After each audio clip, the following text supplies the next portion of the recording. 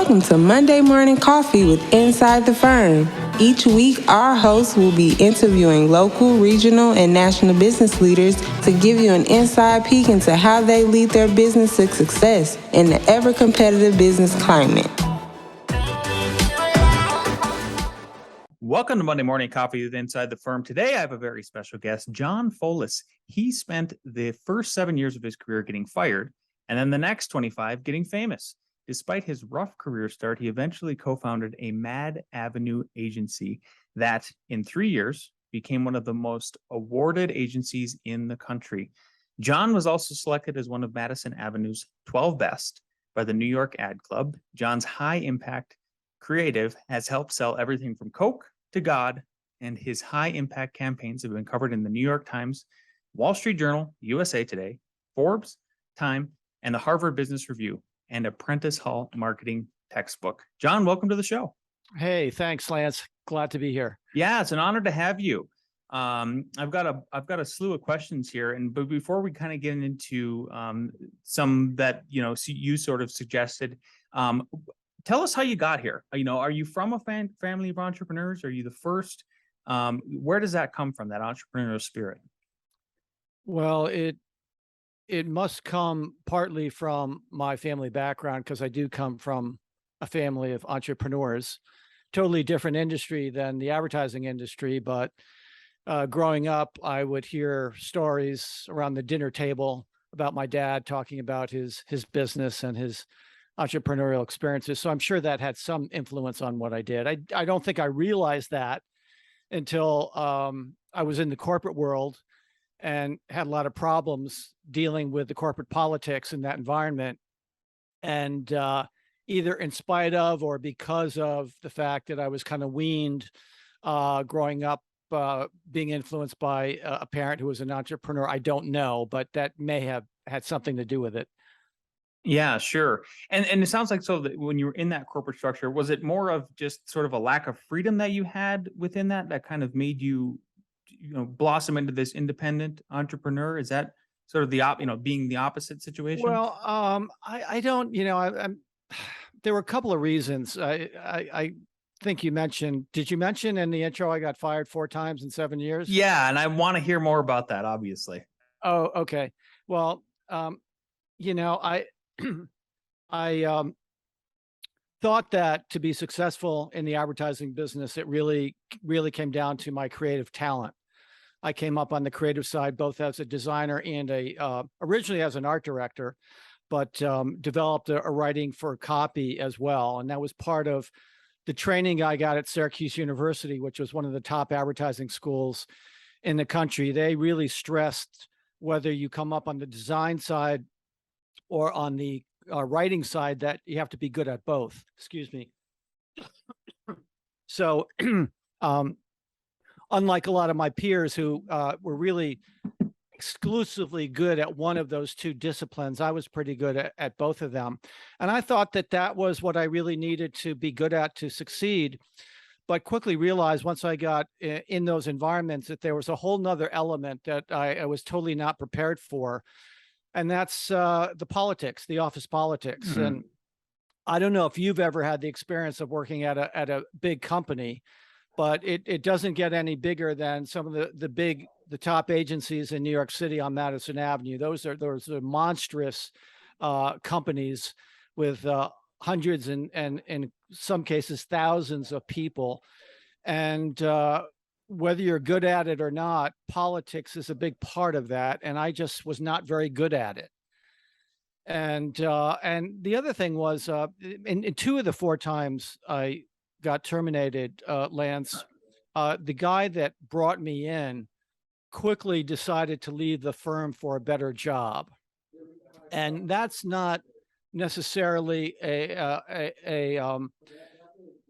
a death sentence automatically, but when the guy that hires you at these companies isn't there to kind of cover your back and help you and kind of nurture you, especially when you're in the first couple of years or few years of your business, you really do need someone, just like being a rookie on a football team, right? You need someone to coach you and guide you and help you succeed. So in two of those cases, not having that person stick around, I think definitely had an influence on me not succeeding in those firms. Yeah, that makes all kinds of sense.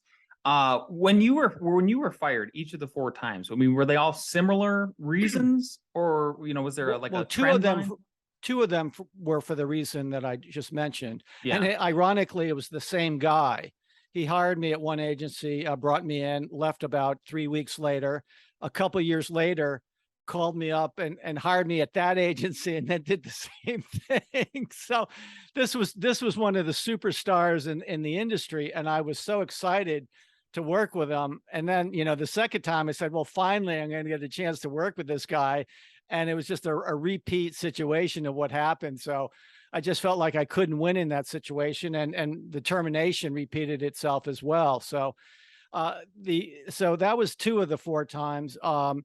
One of the other times, the guy pulled me in, and he was very straight with me. He said, John, he said, I think you're a talented guy, but a friend of mine wants a job at this agency. He demands a pretty big salary, and we really can't bring him on and pay his salary without cutting costs other places. So I'll be honest with you, you're kind of the low man on the totem pole, so we have to get rid of you. Mm. And I appreciated his candor. It wasn't because he was telling me that I didn't have the talent to succeed. He just wanted to hire his buddy, and I appreciated the honesty as much as I didn't like getting fired. The third time, I'm trying to remember. I don't even remember what happened the third time. That's fair. Yeah. Yeah. I just think it's okay from when you got fired the last time, and then starting your own award-winning Madison Avenue ad agency. How did you start it? I mean, everybody's got their story about I've heard, so I'm an architect, and I've heard other architects start their own firms, and they pull clients sort of away and break off. Right. How did it work out for you? Well, I think after getting fired the third time, maybe even the second time, I started realizing that this is an industry that doesn't have a lot of security, and that maybe kind of hedge my bets, I could start looking for freelance work. And I don't know if they have freelance in your industry. There are not a lot of industries that offer that option, but in the advertising industry, it's very common.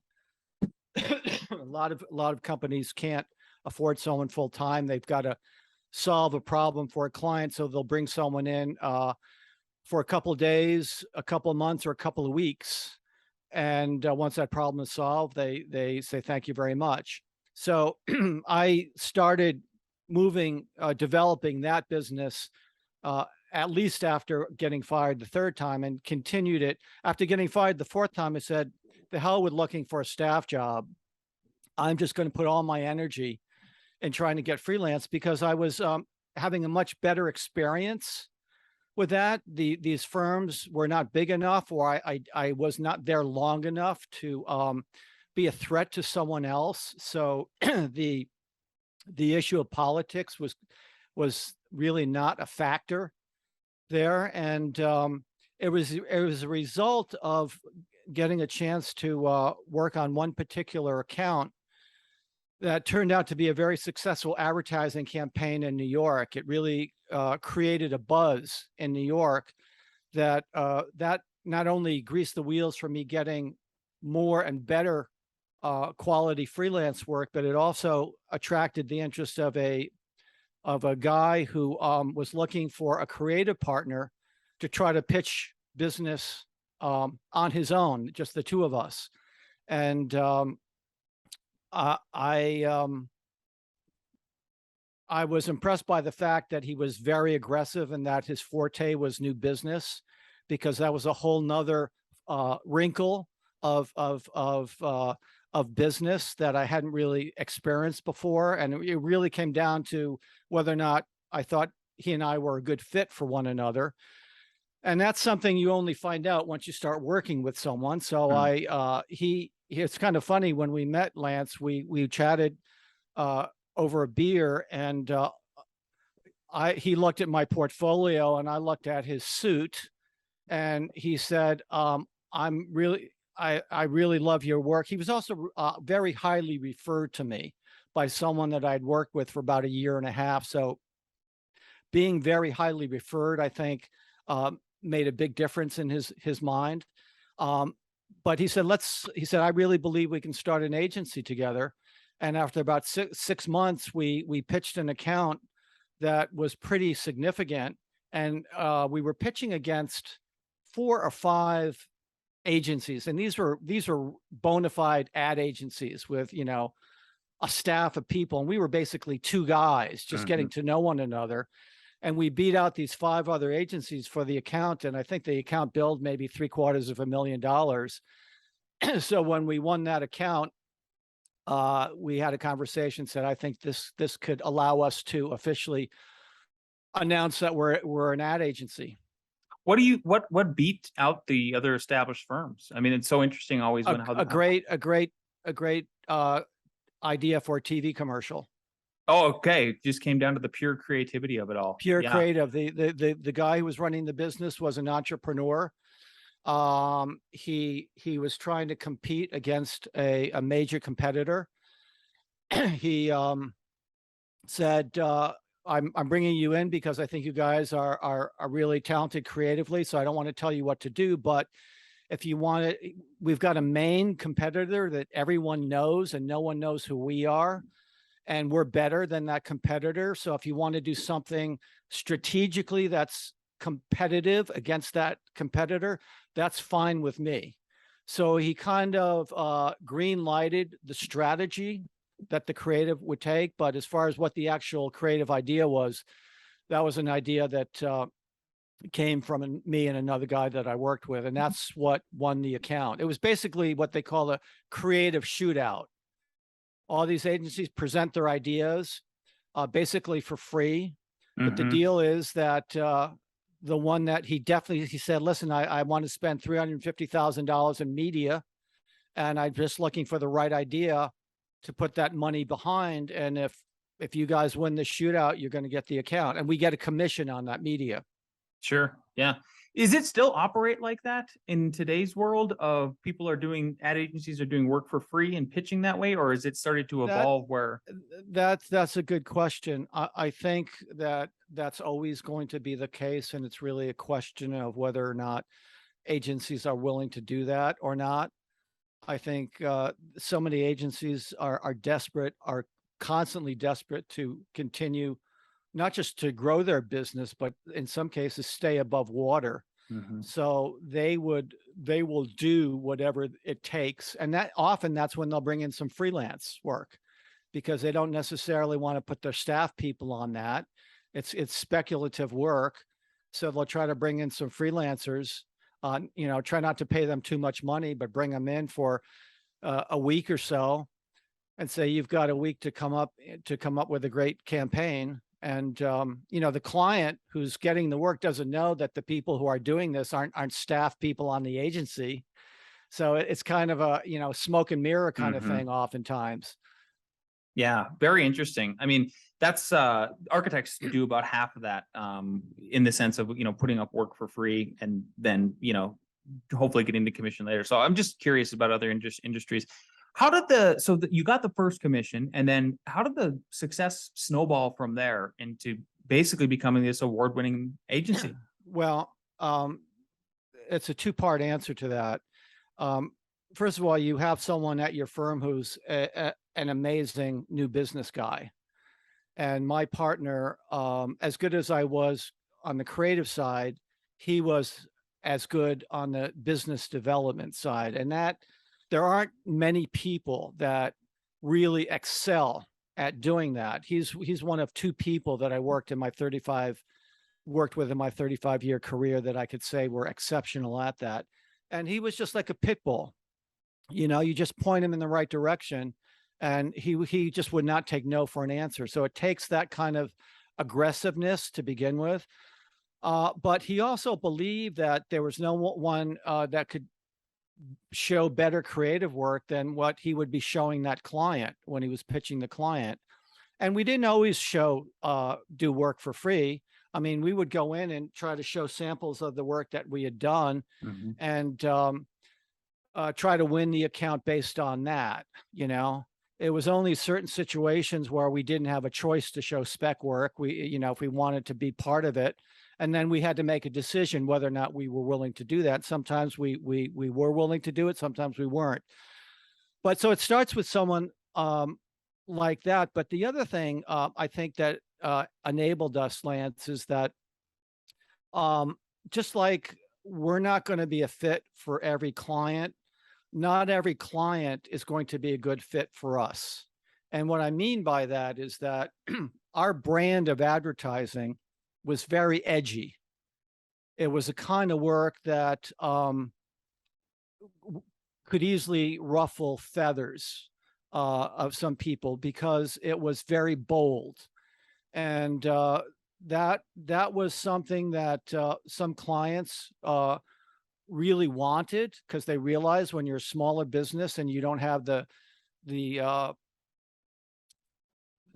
money to spend in advertising, you've got to do something that's going to cut through. And there were other clients that were really afraid to do something like that because they didn't want to offend anyone. Mm-hmm. So part of it was not just being aggressive at finding new prospects, finding new clients, but finding the ones that we felt would be a good fit for us, with the same kind of philosophy about what good work is. I'm sure you find it in your business. Whenever you're in a creative industry, everyone's got their creative tastes, right? Their perspectives on what good creative is. So we were trying to qualify clients just the way they were trying to qualify us, whether we were a good fit. Do you think, 100%. I mean, it's the same thing in the sense of we are also wanting mutually good fits. So I resonate with that. Do you think, so you talked about edgy and where you guys were at with that, and those kind of edgy messages maybe offending folks. And so some people were scared of that, different companies. Do you think we're headed in the opposite direction right now, or that advertising is there and sort of with the idea of, these buzzwords about woke and trying to be all inclusive? Like, have we went the opposite way? I don't know. I mean, it's almost a moot point because it would just be my opinion, and I don't tend to be any authority on pop culture or things like that. But and quite honestly, I don't really care. You know what I'm saying? It's just that I don't see myself in the traditional advertising world anymore. I mean, the things we're talking about were things that I was involved with in the 80s and the 90s. And, I tried to keep my fingers on the pulse of the changing landscape. For example, I got turned on to the internet in 94, and in 96, my first agency website went up. And I think I was one of the first agencies on Madison Avenue to have a website in 96. When I started hearing about podcasting in 2005, I said, that sounds cool. And in early 2006, I had the marketing show with John Follis.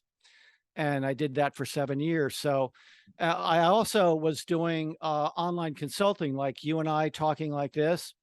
I was doing that 2005 with small business owners around the country that just needed my expertise, my marketing and creative expertise via Skype. And we didn't have the video component back then, but I worked with a lot of clients around the country that I never officially met, that just wanted the benefit of my expertise just by, initially consulting with them. And then once we agreed on what projects they needed to focus on, then we would switch gears and I would go into creative mode and address their issues creatively. Yeah.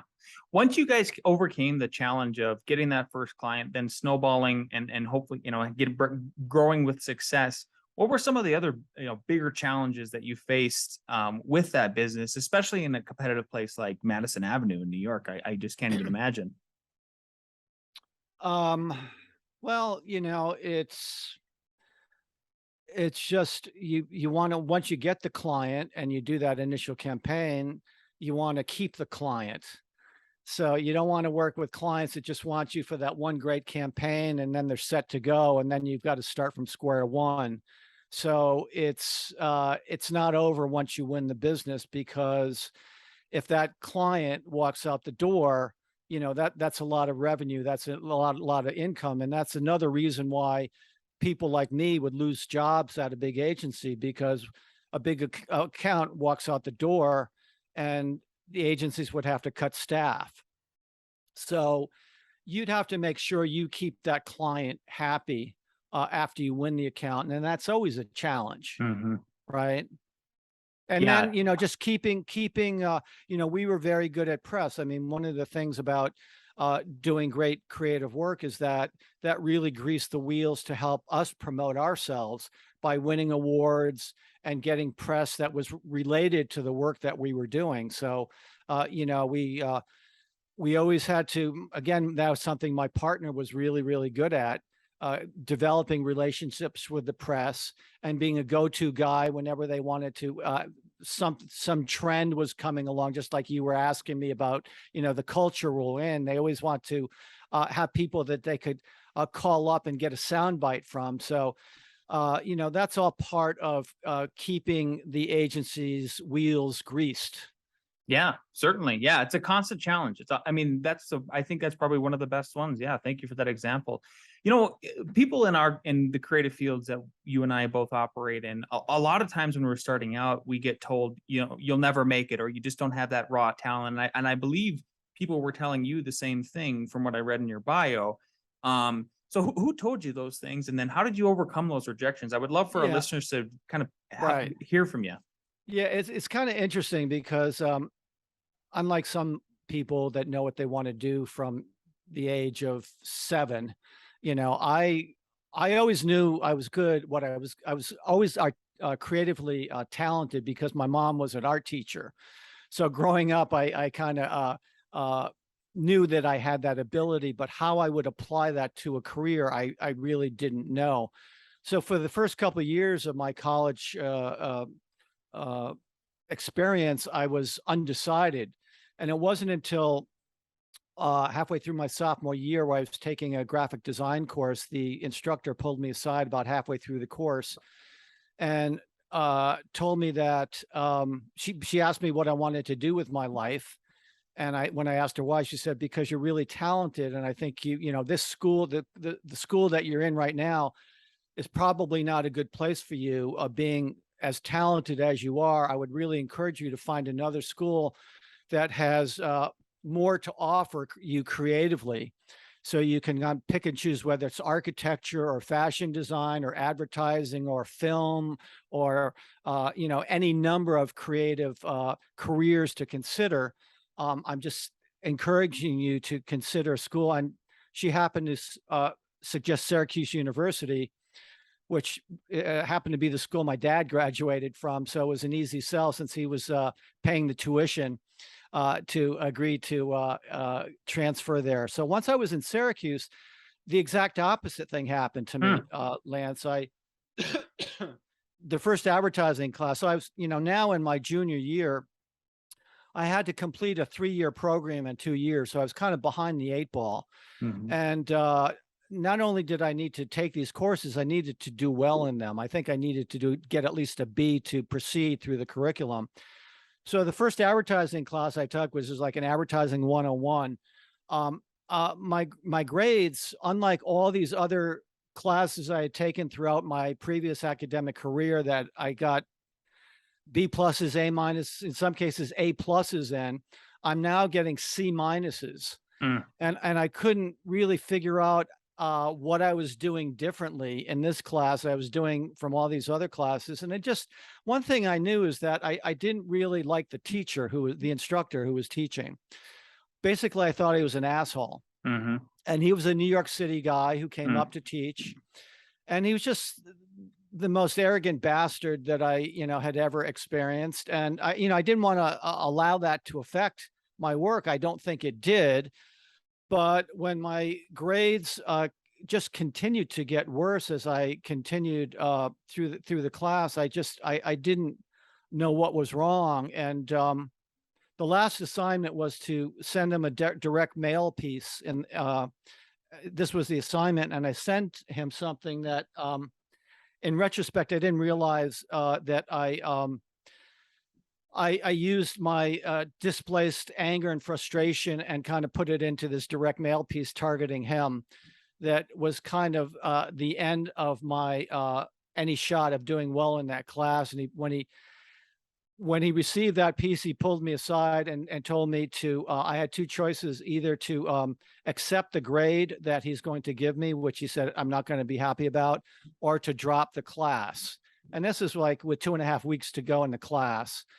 And it was a hard thing to hear because I needed this class to graduate. And I didn't really feel it was much of a choice. He basically said he was going to flunk me. And as I said, can I think about it? He said, yeah, I'll give you 24 hours. Let me know what you want to do. So I felt like I had no choice but to drop the class. I thought that was getting an incomplete was better than getting an F. And as I left his office, he said, and one last thing, Ked, he said, you really don't have the talent for this industry. Do not go into advertising. Wow. And that was like a very cold glass of water being thrown in my face, and definitely got me to do a lot of soul searching during that Christmas break. And if it wasn't for the fact that Syracuse had a couple of other instructors teaching the same class, which allowed me to give it another shot with a different instructor, hoping the results would be different, which they were, I'm not sure what would have happened. He might have, that might have been the end of my advertising career before it even started. Yeah. It's amazing how close people come to either quitting and giving up. I was just talking about my wife about this on the hiking trail yesterday. She goes, if I wouldn't have sold you your first house, Lance, I was so close to just not being a realtor. And now she's having a record revenue year. So very interesting.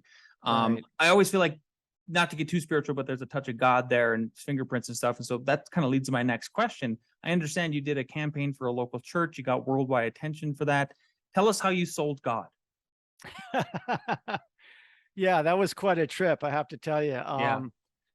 So when I moved to New York City, I was actually living in Chicago at the time. And I on Sunday mornings, I stumbled across this church that was broadcasting out of New York City. By a minister by the name of Norman Vincent Peale, who some people over a certain age might know. He wrote a book called The Power of Positive Thinking. That was one of the all-time best-selling books. He wrote it in the 50s. But his sermons were very uplifting. It wasn't a lot of biblical stuff. It was almost a lot of psychological stuff about believe in yourself and that sort of thing. So when I moved to New York, I didn't know anyone. I immediately got involved with this church and really enjoyed the sermons on a weekly basis. And one thing that I loved about this church was all the programs and activities that it had. And I always felt that if I ever had an opportunity to pick a dream client, it would be this church. So it was kind of funny when you flash forward 15 years, when I'm having lunch with one of the associate ministers who for some reason kept asking me about my ad agency. And I finally said, listen, why don't you come up to the agency? I'll show you some of the work we've done. And he came up and he looked around, he saw all my advertising awards and everything, which are, over there. And he asked me a strange question. He said, does the head minister know about you? And I said, what do you mean? He said, well, does he know about you and your award-winning ad agency? And I said, I don't think so, but why do you ask? He said, well, because he's looking for an advertising resource, because I think he's thinking of doing some kind of an ad campaign. So you should talk to him.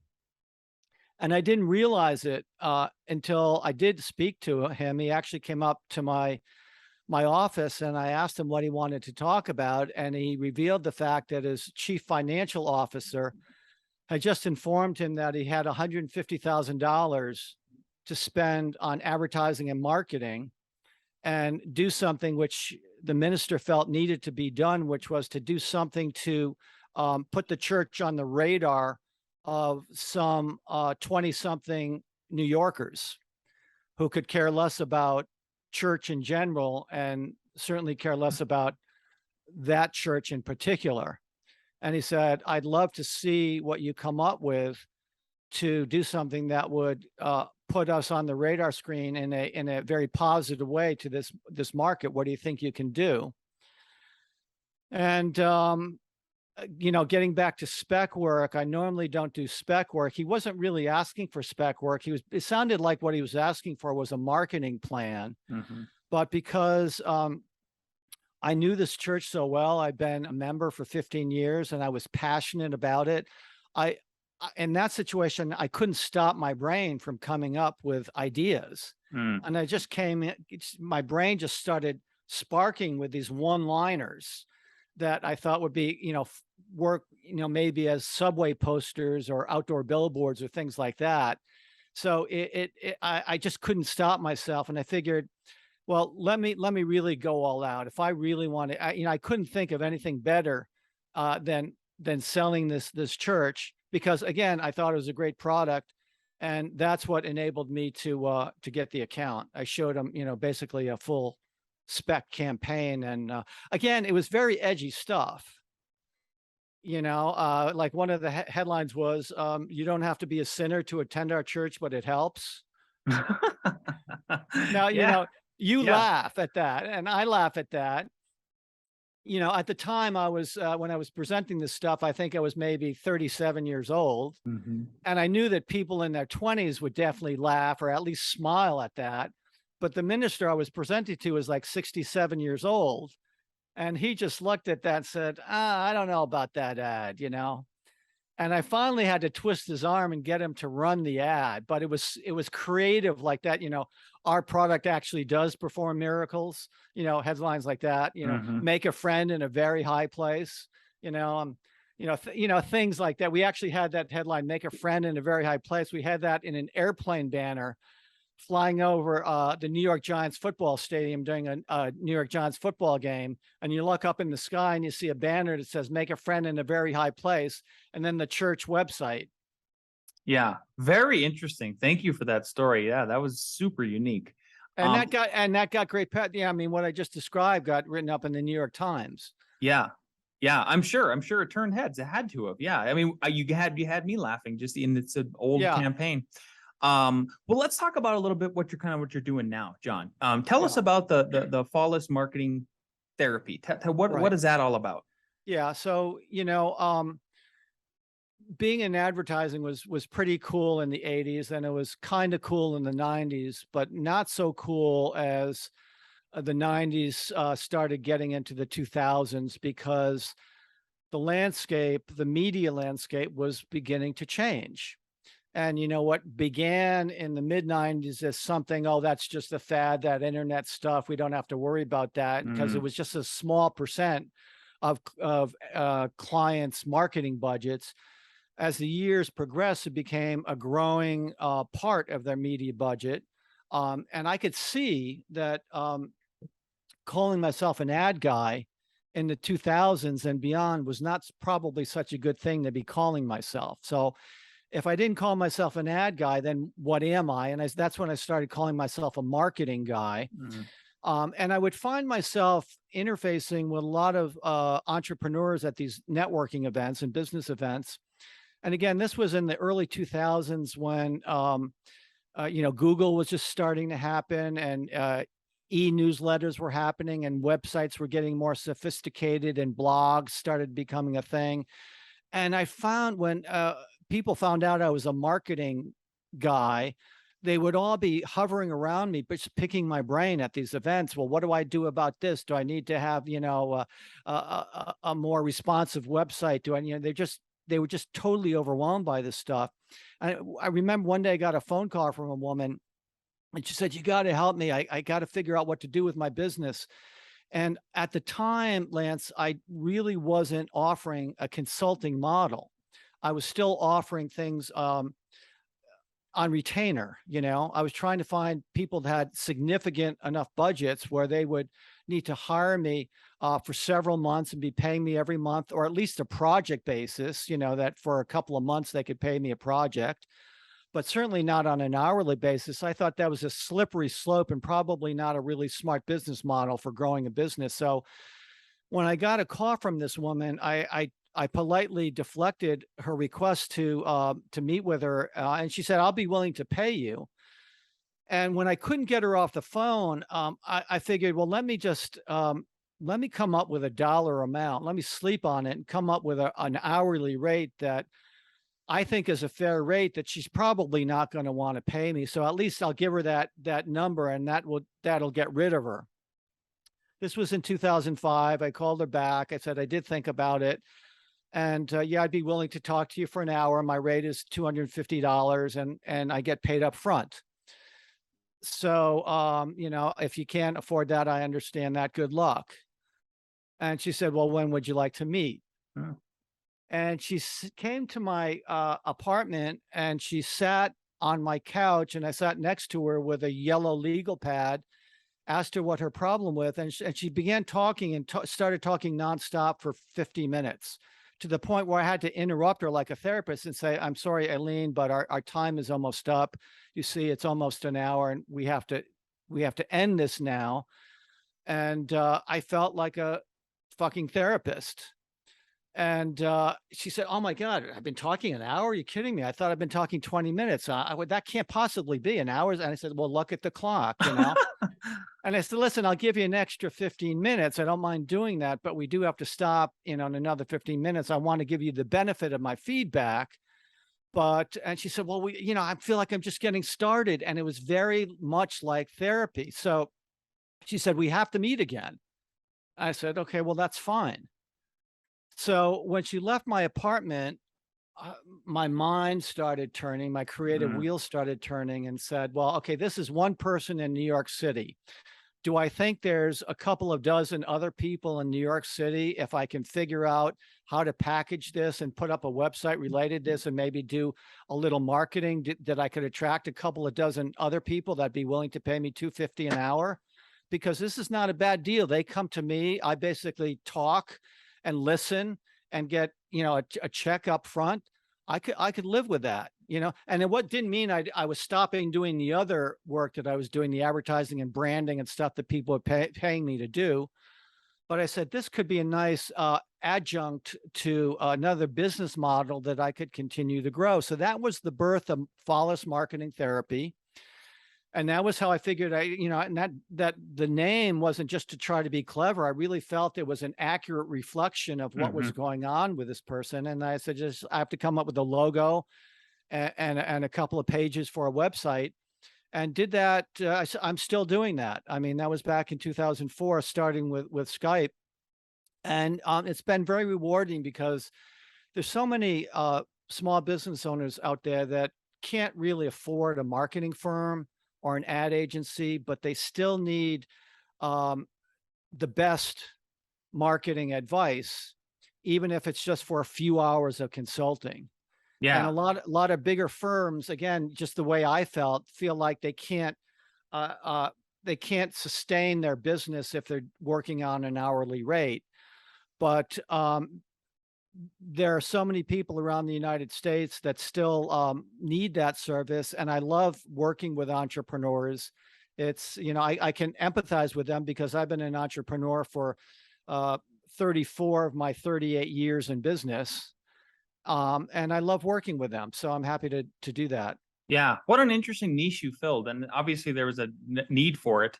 I can certainly, empathize with that and connect with that 100%. We have a marketing team ourselves, and a lot of it is just pointing us in the right direction. We have these questions of like, there's all these social media platforms, for instance, and just tell us where we should be spending our money. Like, we don't know. Right. John, very interesting. We're up on the half hour here. I have two questions that I ask every guest at the end. So the first one is, knowing what you know now, and if you could go back in time when you first started your business, what is one piece of advice you'd give your former self? Get good legal advice as soon as possible. Smart. I would add on to that of buy as much insurance as you possibly can too, because you never know if you're going to get in trouble, right? Yeah. I didn't realize I needed legal help until I was in a situation. And, again, as a creative person, you don't, you meet someone, you assume that, you're not going to run into legal situations with them, but always to have someone even before you realize you need one. Yeah. So you know who to call. 100%. 100%. John, thank you so much for your time today. Our audience sure appreciates it. I appreciate it. Where can people find and follow you if they want to get in touch with you for your services? Yeah, well, I'm all over the web, on YouTube and on Google. So it helps if you know my last name and know how to spell it. My website is my last name followed by Inc. INC. So that's Follis, FOLLIS.com.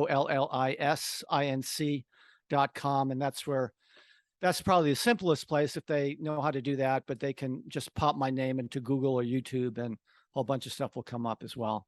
Beautiful. Thanks so much again for your time today, John. We wish you the best. Thank you, Lance.